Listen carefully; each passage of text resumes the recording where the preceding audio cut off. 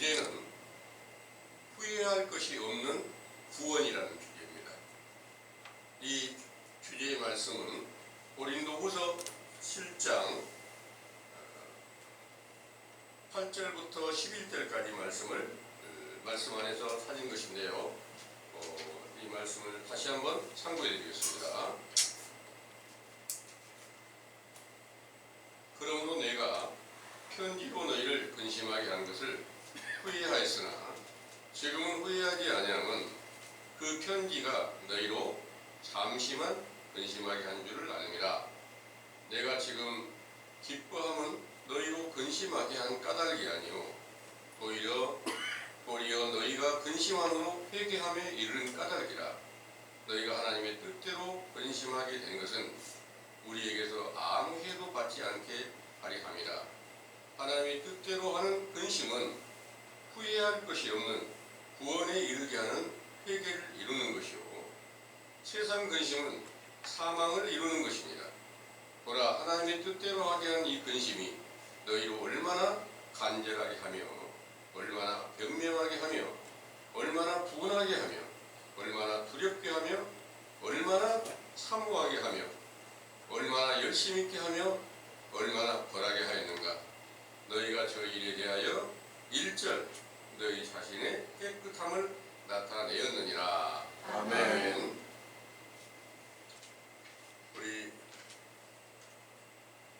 형제 자매님들, 반드시 영원한 구원을 이루신 예수 그리스도를 확실하게 보고 그 음성을 듣고 손으로 만져보기까지 확신을 얻는 그런 구원이 성취되어 후회할 것이 없는 인생의 삶이 다 펼쳐지게 되기를 간절히 원합니다. 아멘.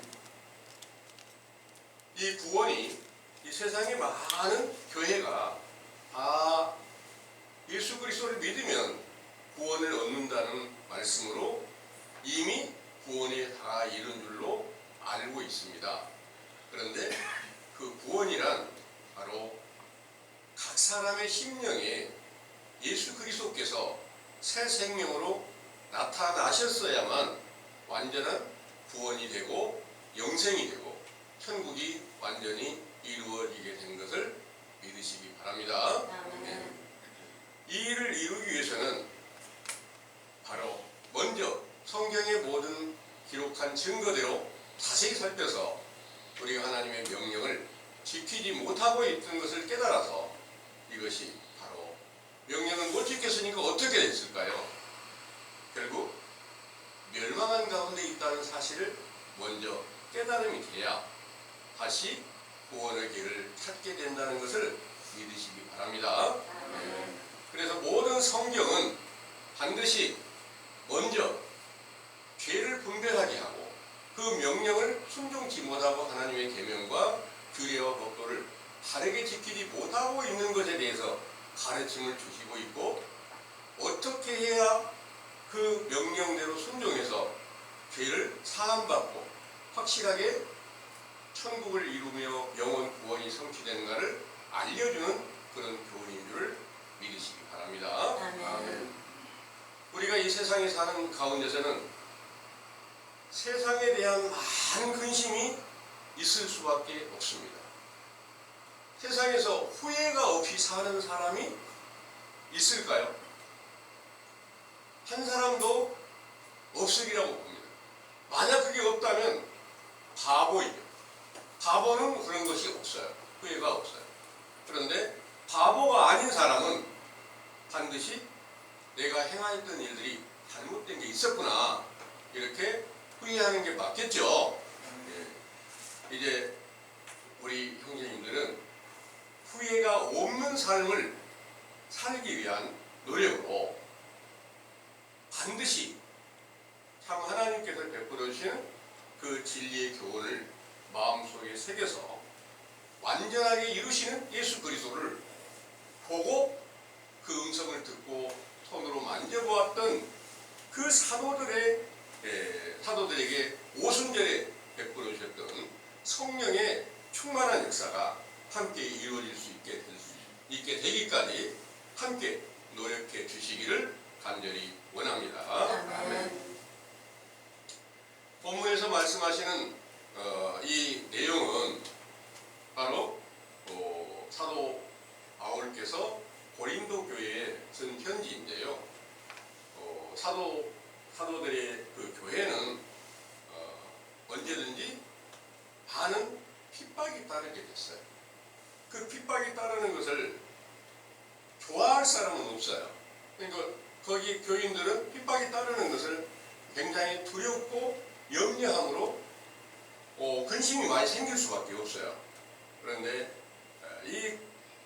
이렇게 핍박을 당하고 근심하고 고통당하는 모든 것들은 바로 완전한 구원이 성취되기 위한 것을 증거로 보여주신 것이다. 이렇게 말씀하신 내용의 편지입니다. 여기 5절에서부터 보면 고린도 후서 7장 5절입니다. 우리가 마게도냐에 이르렀을 때도 우리 육체가 편치 못하고 사방으로 환난을 당하여 밖으로는 다툼이고 안으로는 두려움이라 하셨습니다. 이런 일들이 사도들 안에 속에 그리스도의 생명으로 함께 계시니까 그로 말미암아 영원한 기쁨이 함께 있고 항상 기뻐하라 이 말씀이 응하였지만 대적하는 자들이 계속해서 핍박하고 죽이려 하는 이런 고통이 따르다 보니까 계속해서 여기서 말씀하신 대로 육체가 편치 못하고 사방으로 환난을 당하고 밖으로는 다툼이고 안으로는 두려움이라 하셨습니다. 이런 두려움이 오늘날 이 세상에 그리스도가 있다고 하는 교회가 그런 두려움이 있을까요? 그들의 두려움은 다 세상에 대한 근심이지 세상에 대한 두려움이지 자기들이 영원히 잘못될까 하여 근심이 있는 것이 아니다. 또 그들이 진리 안에 있으면 거짓에 미혹된 자들로 분명히 핍박이 따를 터인데 그런 근심이 그들에게는 없어요. 그러나 참 하나님의 진리의 교회가 우리 감남원이 바르게 이 세상에서 세워져서 그리스도께서 함께 임하신 바 되면 당연히 환난이나 핍박이 따를 수밖에 없다는 것을 믿으시기 바랍니다. 네. 이 일이 근심이 되면 이제 하나님의 나라에 대한 근심이 되는 것이고 세상 근심이 아닙니다. 하나님의 나라에 대한 근심이 왔을 때 어떻게 해야 될까요? 바로 모든 것을 해결해 주실 수 있는 분은 하나님이시죠. 사도들이 감옥에 갇혔을 때도 하나님께서 천사들을 통해서 감옥 문을 열어주시고 나오게 하시고 그 간수들까지도 함께 그런 표적을 봤으니까 이게 어떻게 된 일이냐 하면서 사도들의 교훈을 듣고 그때 구원받았던 그런 일들이 사도행전에 기록이 되어 있단 말이에요. 그래서 이런 모든 일들이 그때만 아니라 성경의 모든 것은 동일하게 성취되어 간다는 사실을 믿으시기 바랍니다. 아멘. 그래서 반드시 진리를 쫓아가는 교회는 핍박이 따르게 된다. 그런데 오늘날 이제 세상의 교회로부터 핍박을 받은 교회가 또 있어요. 그러니까 이런 것들이 바로 성경대로 우리가 핍박을 받는 거다 이렇게 말하는 그런 신천지 교회가 모이고 있습니다. 그리고 오늘날 이제 통일교회나 뭐 어떤 다른 교회들이 이제 대한민국의 이제 법을 어기고 어떤 잘못을 저지름으로 인해서 검찰에 이렇게 검사를 받기도 하고 당연히 이제 잘못된 것에 대해서 심판을 받게 되잖아요. 이런 것들이 핍박인 줄 알고 있는 거예요. 이런 것들은 전혀 하나님께서 주시는 그런 핍박이 아닌 줄을 믿으시기 바랍니다. 예.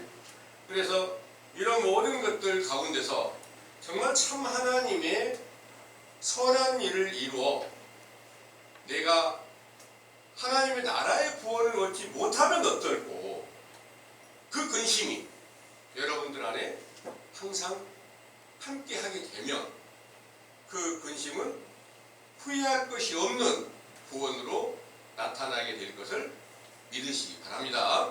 네.